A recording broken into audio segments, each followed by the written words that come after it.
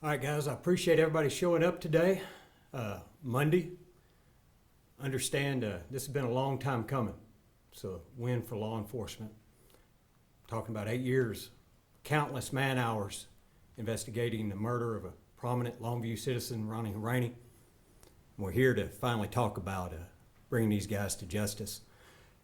Understand I'm going to do some introductions here, talk about the people behind us.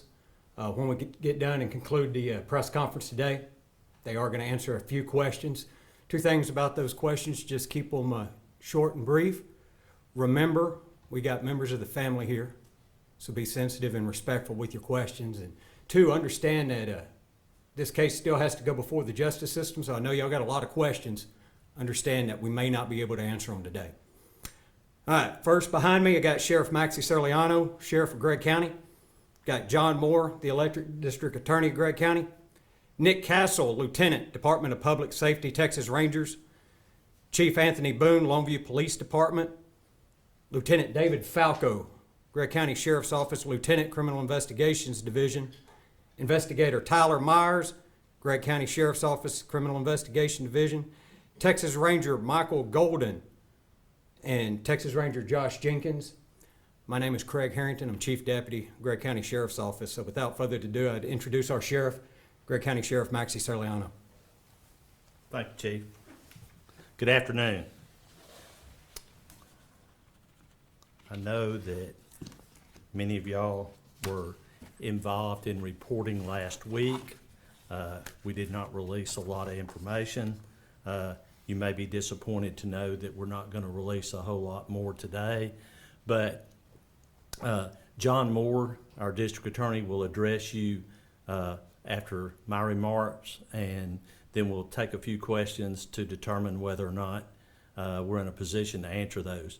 Please understand that this is another chapter in the journey that law enforcement's been on with the family. As Chief Deputy Harrington said, we're 8 years down the road from 2016 when this first occurred, and so we continue to move forward. So a little bit of the background, I think most of you are aware of that, so we won't spend a lot of time covering that. But May the 30th, 2016 is when the murder of Ron Horaney occurred. It occurred in the northern part of Gregg County. It was transferred via EMS to the hospital where he was later pronounced deceased. The Sheriff's Office had the primary responsibility for conducting the investigation. We immediately contacted the Texas Rangers for assistance, and they have worked with us continuously since that time. So let me just tell you that if it were not for the people behind me, we would not be here today. Not only were there countless man hours, there were thousands and thousands, and not just from the Sheriff's Office and the Rangers, but others as well, and I'll acknowledge those in just a minute. So, many of y'all were at the bond hearing last week. You know that Mr. Kamali's been arrested. He's currently still in the Gregg County Jail. His bond is $7.5 million set by Judge Alfonso Charles, 124th District Court. You are also aware that another suspect by the name of Lascano has been in the Dallas County Jail. He has since been transferred. As of Friday, he is currently in the Gregg County Jail. His bond has previously been set at $10 million. He's also had some other charges that have arisen in Dallas County, but he also continues to reside in the Gregg County Jail. Now, what you may be interested in is there is a third suspect. That information is new to be released today. That's Rene Garcia. There is an arrest warrant that has been issued. He was and has been in federal custody, and he remains in federal custody in federal prison today. So I can't tell you when he will be back in Gregg County, but obviously we are assured of where his whereabouts are. So we have now gone from 2 to 3 suspects that have been charged. So the agencies involved, obviously, Gregg County Sheriff's Office, as the incident occurred in Gregg County, north of Longview, Texas DPS, the Texas Rangers Division, and let me just say this, we could not be here today if it wasn't for the commitment of the Rangers and what they've done to assist us over the eight years. We just couldn't have done it. What they brought to the table and their resources and the crime analysis, all of those things have provided us an opportunity to be where we are today. The Longview Police Department, Chief Boone's here. Let me just say that over the years, and particularly during the initial investigation, they provided resources that were needed. They provided manpower, as there were a lot of moving parts and a lot of things going on. And so we appreciate that. They've been involved more recently with some additional surveillance techniques and things that we use to be able to maintain contact with suspects. U.S. Marshals Fugitive Task Force, which was out of Dallas, which provided assistance last week, as well as Texas DPS Criminal Investigations Division, CID. And let me just say something about CID. The 2 primary rangers that have done a lot of work on this case, Josh Jenkins, raise your hand, Josh. Josh Jenkins has 5 years dedicated to this case. He's lived this case for 5 years. So Michael Golden's our newest ranger assigned to Longview. Michael's been here 2.5 months. What have you been doing for 2.5 months, Michael? So I want you to think about cases, file boxes of investigative reports that he had to review, take the time to review to get himself up to speed. And so he not only did that, he hit the ground running, and everything and everybody working together is how we got here. So both of those guys, both the Rangers, came from a CID background before they promoted to Ranger. I told their lieutenant I couldn't be happier for what they have done to assist with this investigation. The Texas Department of Public Safety Fusion Center analyst, DEA Dallas, U.S. Department of Homeland Security, or HSI, and the Richardson Police Department, who assisted last week during the arrest. So I want to, on behalf of the Sheriff's Office, I want to thank each one of these agencies that have provided assistance, not only recently, but in the beginning when this case first occurred and began to unfold. So with that said, next I'm going to turn the mic over to John Moore, our Criminal District Attorney, for a few remarks. John? Thank you, Sheriff. As he said, I'm John Moore. I'm the Criminal District Attorney here. Sheriff just showed you the 10 police agencies involved in this case. And I can tell you in the 8 years it took all 10 of those police agencies working together to bring this case to where it's at now. If any one of these agencies would have dropped out, we wouldn't be here. As the Sheriff said, closes one chapter. It closes his chapter on it. They're still going to be working on it, but now it opens mine. Now we get to step in and see what we can do with this. I can promise you it's not going to take 8 years to get a resolution to this case. Okay. We know the Horaneys have suffered through this, and that's where we're at this point in time, and that's the reason we ask for such high bonds, because we want to ensure that these people stay here so we can bring them to trial in a timely fashion.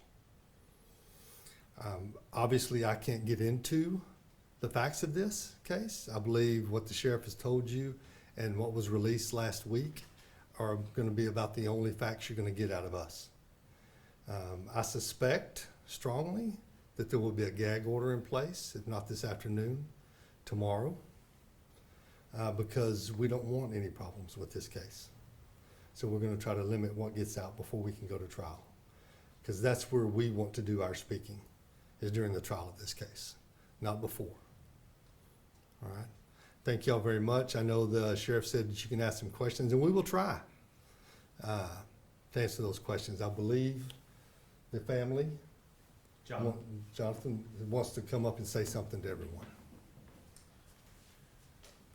Yeah, thank you, John.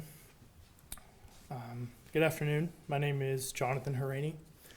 My mother's siblings and myself would like to personally thank all those friends and family who have prayed over us these last several years. It's by the Lord's grace and strength and everlasting peace that we're here today, standing in front of you guys. We would also like to thank our friends who have checked in on us and who have loved us with compassion and so much kindness during this time as well. To the members of law enforcement, especially the gentleman behind me, I want to say thank you so much for working on my father's case. I want to thank you for your hard work, your many hours, and probably the sacrifice that it took. So we really appreciate you guys. And most importantly, we would like to honor our father, who has and who was an honorable man, and he was proven to be an honorable and courageous man. And I want to thank our mother for her grace and her strength through this time. These 8 years have been tough, and you've been nothing but wonderful, and you're our rock, and we love you so much. We just ask that you please respect our privacy as law enforcement continues to move on for justice for our father and our family. Thank you so much. Thank you, John. Okay, so between John and I, we'll open the floor for questions. Again, you understand we've qualified that, so. Yes, Sheriff. Even though at times it may have seemed like this case has become cold, it seems like your agency, along with the Texas Rangers, behind the scenes, y'all were diligently working, following up on every tip that you got, and to continue just trying to seek justice and make arrests in this case. So you're correct. We have continually worked on this case. There have been some investigative techniques that were used that kept a certain amount of information coming to us. So it never was really what I would consider a cold case, because it was continually assigned both to sheriff's investigators and rangers. Even as personnel may have changed, the case continued to be worked on. Jolie? So according to the arrest documents, it looks like some suspects were identified pretty early in the investigation. Can you tell us why it took so long to, I guess, come to a point of making arrests? Let's just say that we needed more information before we could make an arrest. Okay, yes, we may have, a simple statement of, who may have done it, or who you believe have done it, but you can't prove it yet. Believe that's a level of probable cause we have to Yes. establish. I have a question. Yes, Can ma'am. you expand on that at all in terms of what you were looking for to be able to get to that probable cause? No, ma'am, I can't. Are y'all able to tell us, like, when that key piece of evidence came in that y'all were satisfied and were able to go out and arrest these men? The best thing I can say is as soon as we got what we needed, we went and asked for warrants. We did have some movement last year in this case, but again, we continue to work forward.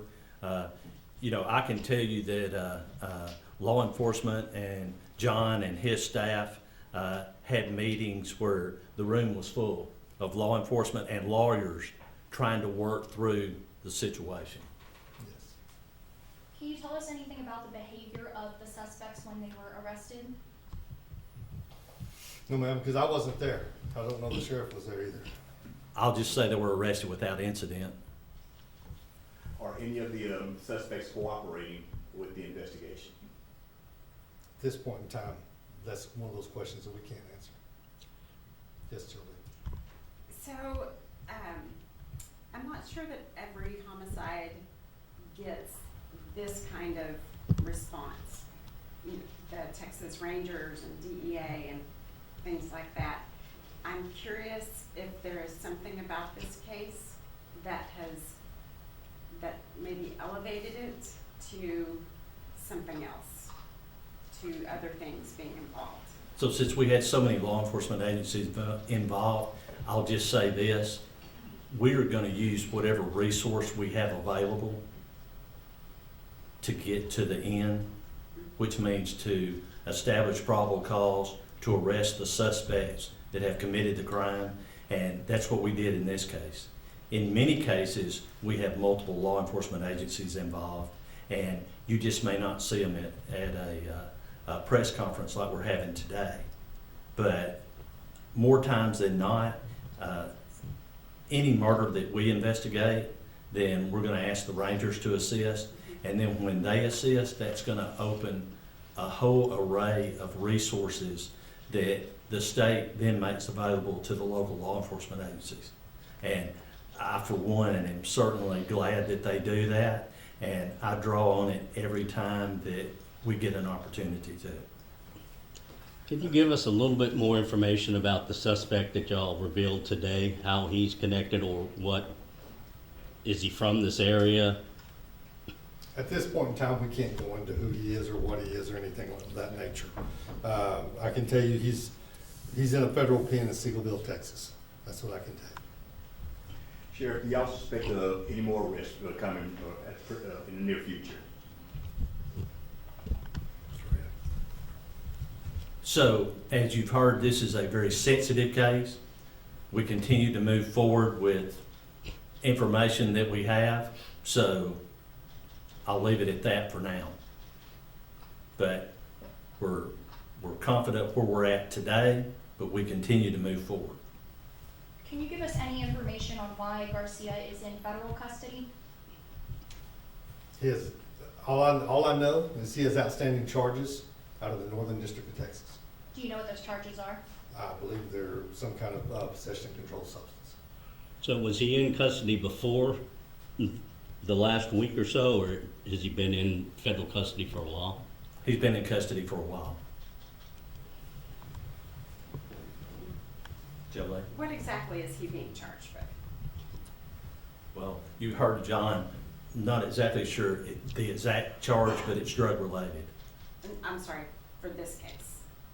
This case, he's charged with murder. He is charged with murder. Yes. All defendants currently are charged with murder.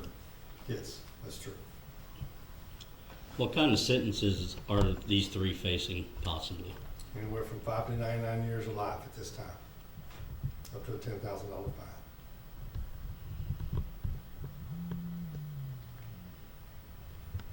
All right. Thank y'all very much. Sounds good. Thank you. That'll conclude our remarks, and thank you for your attendance today. Thank you.